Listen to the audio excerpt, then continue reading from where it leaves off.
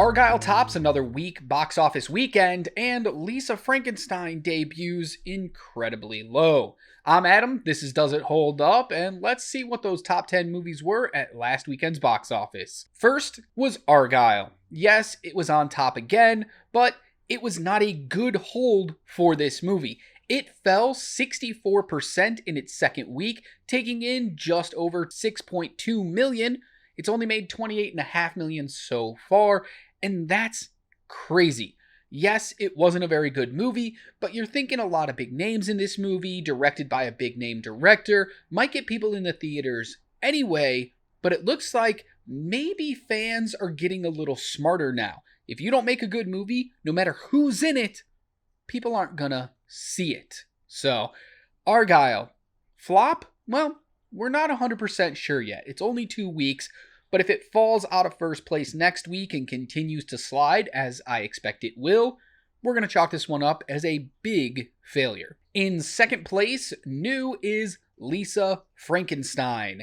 Yes, it's in second place, but that doesn't mean much because it only made $3.7 million. That is a huge disappointment of an opening. Yes, they're going to be able to say, we were the second place movie this weekend, but does it really matter when you took in under $4 million? That's not a victory. In third place, showing it's got some legs, is The Beekeeper in its 5th week with another $3.4 million and a 36% drop. Week 9, Wonka, here we are. It's still going top 5. With just over $3 million, a 35% drop, but it's made $205 million at the box office so far, and it's doing all right. In 5th place, in its 8th week, is Migration, with $2.9 million, only a 30% drop, $110 million at the domestic box office already. In 6th place, in its 2nd week, is The Chosen, with another $2.7 million, a 53% drop, but I'm surprised it's still in the top 10. Normally, these movies, when they're released as episodes, it's usually just for a weekend, or even if it's in theaters in its second weekend, people don't really go see it. Anybody who wanted to watch it went and saw it that first weekend. So the fact that it held well enough to stay in the top 10, it's pretty good. Yes, it dropped from second place all the way down to 6th, but a lot of other movies do that as well. In 7th place in its 8th week, Anyone But You, slowly falling behind Migration. They came out at the same time. They were 4 and 5, couple weeks in a row, but Anyone But You is starting to slip while Migration is still holding pretty well. But this movie took in $2.6 million, a 23% drop. It's crossed the $80 million mark. In its 5th week is Mean Girls. Drops all the way from first place to 6th place last week and falls again to 8th place this week with just under $2 million, a 50% drop, and it's slowly inching its way towards $70 million. In 9th place, in its 121st weekend of release, is a re-release of the movie Dune from 2021. Estimates have it at $1.66 million. I couldn't find the actual number for it. It hasn't been released yet. Some other places were reporting that it's going to be down in like the 17th or 18th spot, only making $600,000. But I felt like this was probably the most accurate number. Dune only took in $110 million during all of its theatrical time. But remember, it came out in 2021 when a lot of theaters still weren't open, or at least weren't open to full capacity. And they re-released this because obviously Dune 2 comes out in a week and people are rather excited for it. And rounding out the top 10 is American Fiction in its 9th week with $1.2 million, a 47% drop, crossing $17 million at the domestic box office. 2 movies did fall out of the top 10, Aquaman and Lost Kingdom after 7 weeks, and Poor Things falls out for the 3rd time after 9 weeks. But I wouldn't be surprised to see that jump back into the top 10 in the coming weeks. Let's take a look at the 2024 top 10 movies at the domestic box office.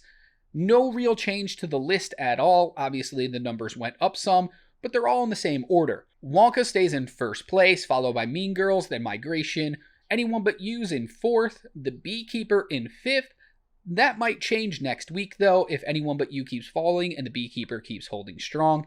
Aquaman's still in 6th, Night Swim, Boys in the Boat in 8th. Argylle is the only change this week as it jumps into the top 10 in 9th place with that 28.5 million. Poor Things, just under 20 million, is in 10th place.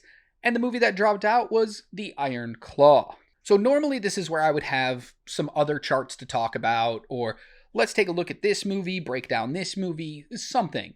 But I want to talk about something different because last week, the Academy Awards announced that they're going to have a brand new competitive category coming to the ceremony. What is it? Well, it's Best Casting, and this award is not going to show up until 2026.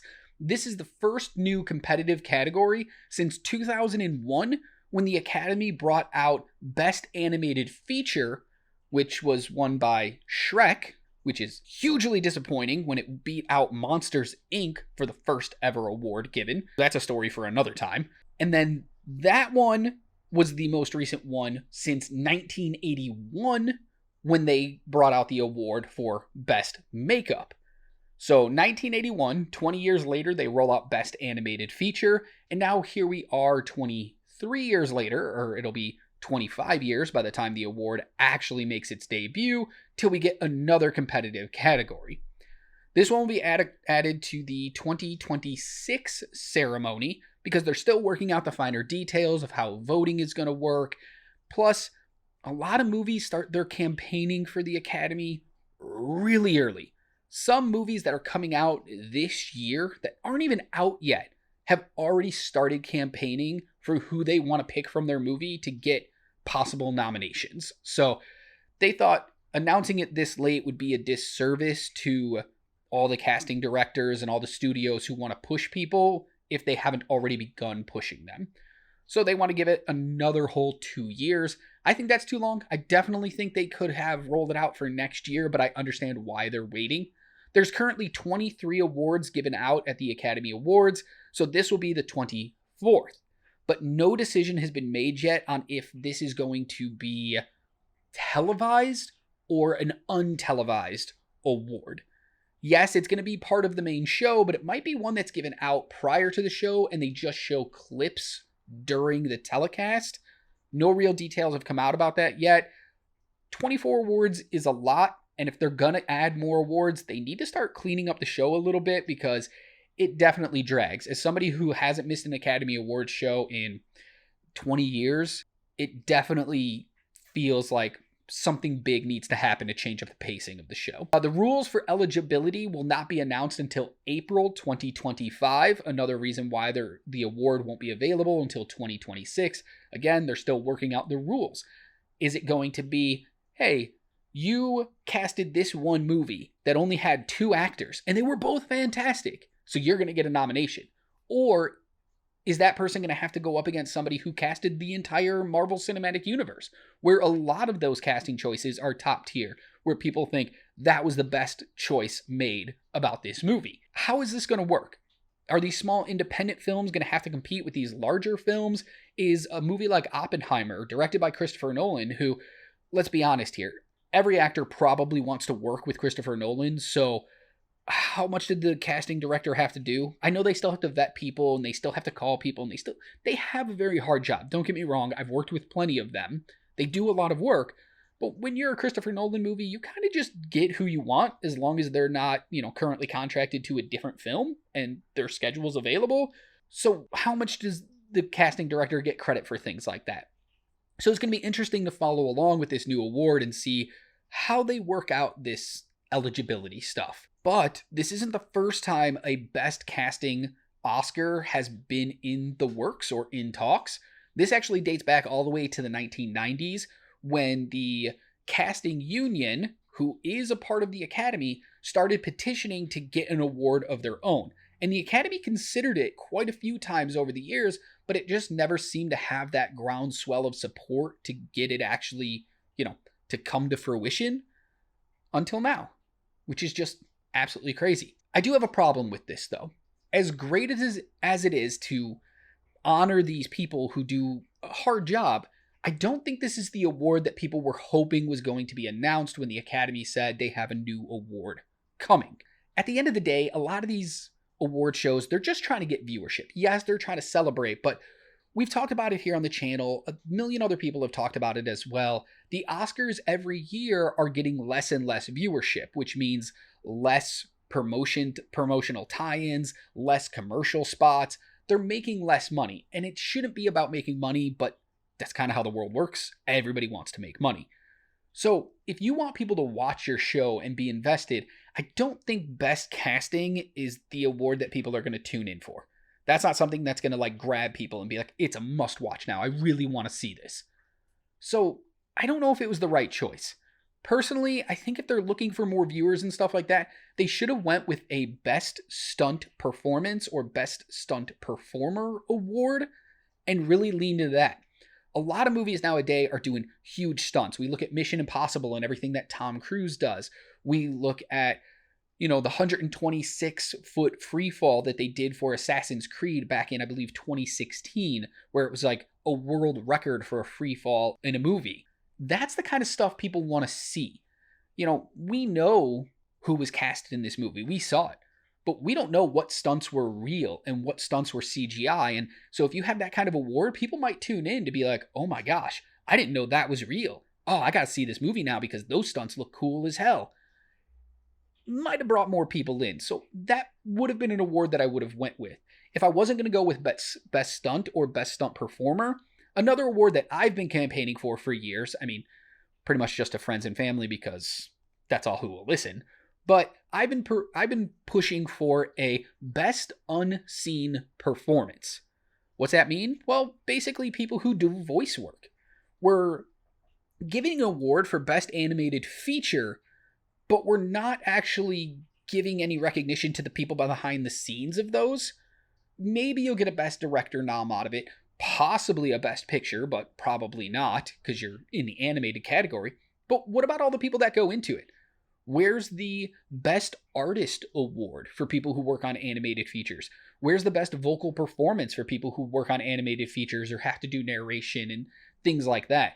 So the Unseen Performance Award would be for vocal artists or motion capture artists. Andy Serkis has deserved an Academy Award for 20 plus years now and has never gotten one. From his work as Gollum in Lord of the Rings to Caesar in the Planet of the Apes movies, this man is amazing at motion capture. And some of those movies hinge entirely on his performance as a CGI character, which is better than some of the performances we're getting in live action, and yet they still never have given this man an award. So in the Best Unseen Performance, you can have vocal artists, you can have mocap artists, and let them fight it out for who gave the best performance that you didn't physically see. I think that would be a great award, and maybe people would want to tune in to watch that one. I don't think Best Casting was the right choice here, but at least it wasn't what they tried to do in 2018, where they had the Popular Film Award. They didn't actually have it. They were pitching the idea around. It got leaked to the public. Public absolutely hated it and were like, we don't want that at all. And the Oscars immediately were like, scrap it. Don't do this award. So at least it's not that. Nor is it the ill-fated 2022 Oscars, where they gave out two interesting awards. The Oscars Fan Favorite Award and the Oscars Cheer Moment Award, which both went to Zack Snyder's Army of the Dead, a complete backfire on the Academy, who thought they would get some unknown or very popular movies in there. And don't get me wrong, that movie was popular, but it wasn't uber popular. And they gave out these two awards to a Zack Snyder movie. Now, they're not official Oscars. They're like honorary awards, but that was a complete misfire for the Academy. So at least Best Casting fits in with what they're already doing and what they're trying to do in the future. I just wish they would have went with something different. But again, step in the right direction. So let me know in the comments below. What award would you have liked to see the Academy add to their list? Is it Best Casting? Do you think that's the best choice they could have made? Or is it something else? And are you excited to see Best Casting awards given out? Let me know in the comments below. I'll be back next week with something different. I'm taking a little bit of a vacation, so I'm not going to be able to do a box office show, but I do have something planned for you, so make sure you come back next Tuesday to check that out. Until then, be good to yourself, be kind to others, and as always, keep watching movies.